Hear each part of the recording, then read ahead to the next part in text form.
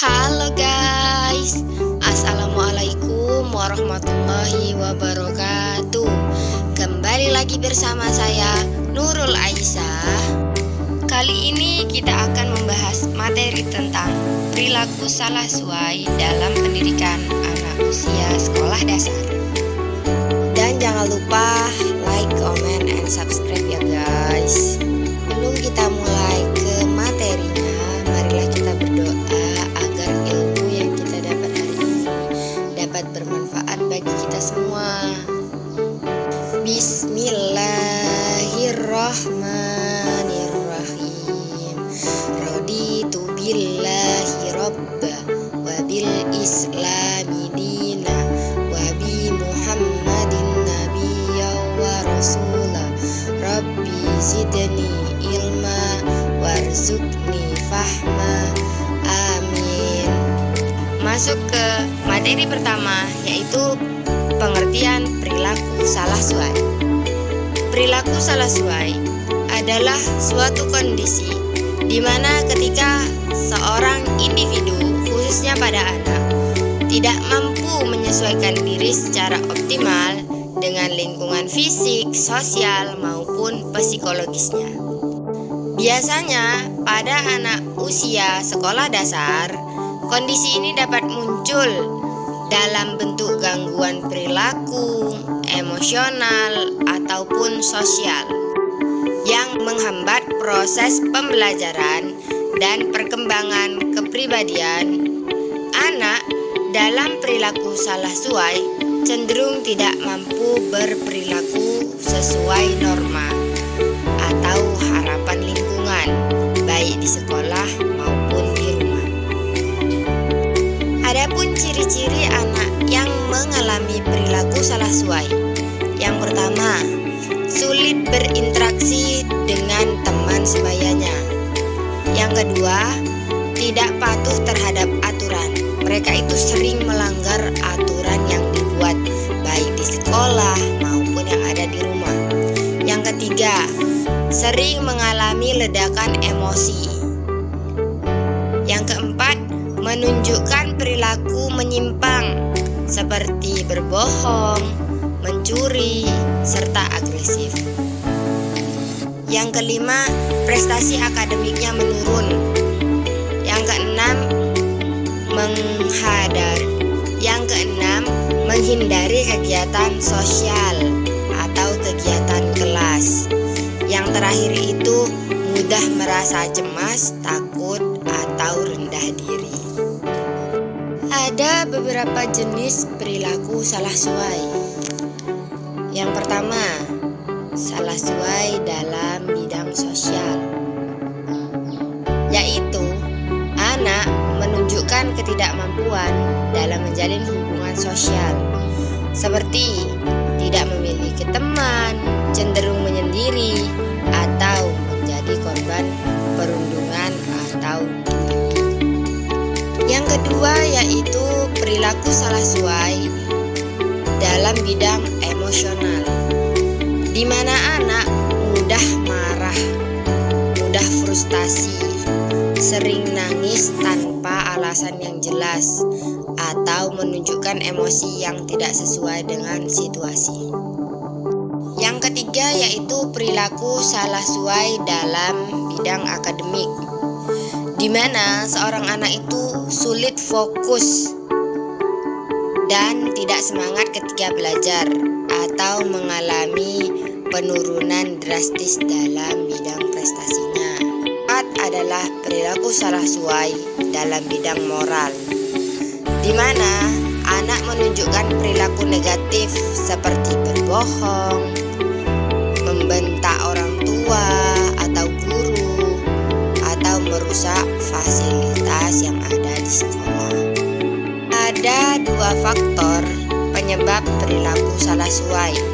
Yang pertama, faktor dari internal atau pribadi, dan yang kedua yaitu faktor dari eksternal.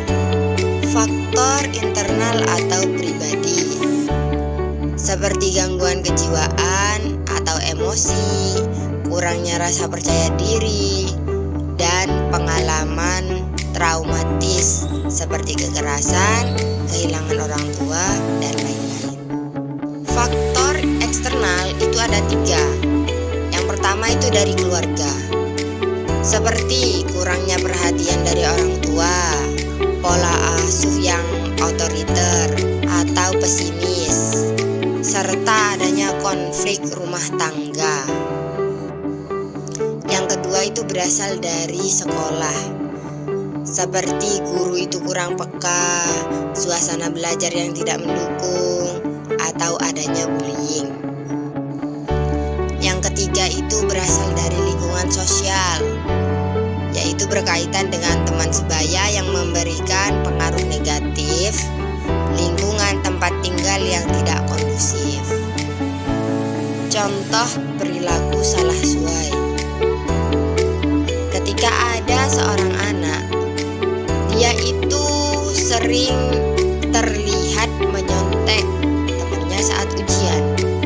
Tapi ketika dia ditanya, dia itu menyangkal. Walaupun sudah ada buktinya yang jelas, ia itu tetap berbohong tentang alasan tidak mengerjakan PR. Hal ini menunjukkan bahwa seorang anak itu kesulitan menyesuaikan diri secara moral dan akademik. Mungkin karena ada tekanan untuk berprestasi atau kurangnya binaan nilai kejujuran. Ada beberapa dampak dalam perilaku salah suai. Yang pertama yaitu gangguan perkembangan kepribadian. Yang kedua, ketidakmampuan sosial di masa yang akan datang. Ketiga, rendahnya prestasi akademik. Keempat, perilaku menyimpang yang menetap. Kelima, keterasingan sosial dan gangguan kesehatan serta mental. Ada 3 strategi penanganan dan pencegahan perilaku salah suai seorang anak. Pertama itu strategi yang di rumah atau biasanya peran dari orang tua, dengan memberikan perhatian atau kasih sayang secara konsisten dan menetapkan pola asuh yang demokrasi, biasanya seimbang antara kontrol dan kebebasan. Terus menjadi teladan dalam perilaku sosial ataupun emosional seorang anak, serta mengajak anak itu untuk berdialog terbuka dan mendengarkan keluh kesahnya seorang anak tersebut.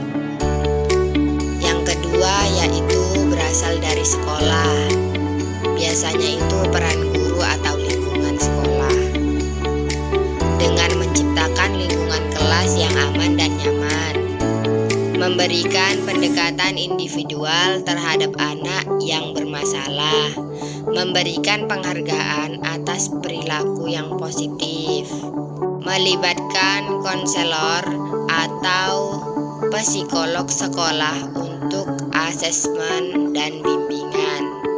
Yang terakhir, melibatkan anak dalam kegiatan kelompok untuk meningkatkan keterampilan sosial. Yang terakhir adalah kerjasama sekolah dan keluarga, di mana pentingnya adanya komunikasi antara guru dan orang tua. Untuk apa? Untuk pertemuan rutin dan melaporkan semua perkembangan anak serta program bimbingan bersama dapat menjadi solusi jangka panjang untuk mengatasi dan mencegah perilaku salah suai pada peserta didik. Baiklah teman-teman, itu tadi penjelasan mengenai perilaku salah suai seorang anak. Terima kasih sudah menonton, semoga ilmunya bermanfaat. Sampai jumpa kembali. Assalamualaikum warahmatullahi wabarakatuh.